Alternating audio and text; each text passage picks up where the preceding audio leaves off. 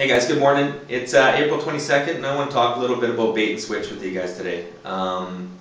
Bait and switch is a pretty nasty little sales tactic. It's pretty rampant in a lot of different businesses and industries, and it's becoming more and more common with regards to mortgages. Most people have probably heard about it or come across it in one way or the other. Pretty commonly you hear about it in car sales, where a dealer or a used car lot will advertise a car or a vehicle to get the attention of the public, or get them to come visit them or call them, only to find out that it's been sold, and then that they have other cars that they can offer you that'll fit your needs. In a lot of cases, there's some speculation as to whether a lot of these vehicles have actually even existed, let alone be sold. So in mortgages, I mean, it doesn't work a whole lot differently, and it's becoming pretty rampant for a number of reasons.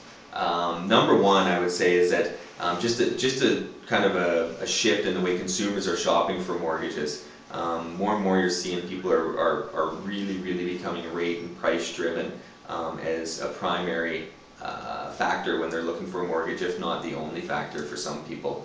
Number two is the internet.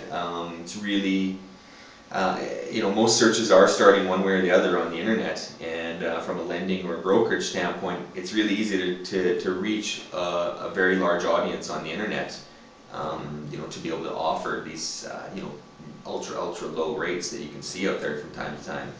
Number three is actually, you're seeing more and more rate sites or aggregators these days, which allow people to, or brokers and lenders, to actually advertise their rates and reach a large audience without even having to have their own website or spend a whole bunch of money on search engine optimization or these types of things. And this is becoming more and more common, and more and more people or brokers and lenders are posting on these sites for a small fee, in the interest of getting people to call them or to visit them. And in a lot of the cases, the rate that's being advertised on these sites is being swapped out with something else for one reason or another.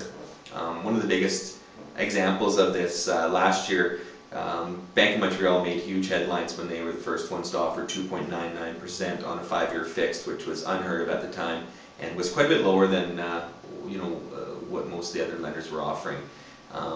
There was a lot of restrictions on this mortgage that people ended up finding out when they go to the branch to discuss getting the mortgage.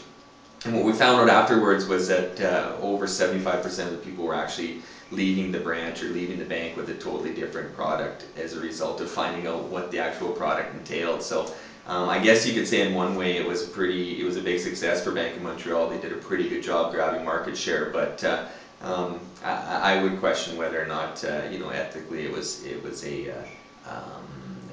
a fair tactic.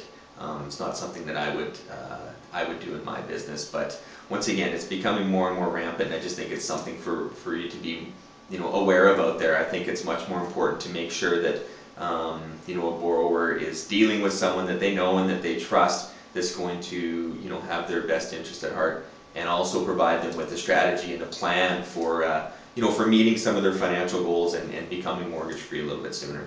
So once again, this week with regards to interest rates, no change, no shift in anything. So still looking at 5 years at 2.79%, 3.69% for 10 years, and the variable rate is still prime minus 40 to prime minus 45.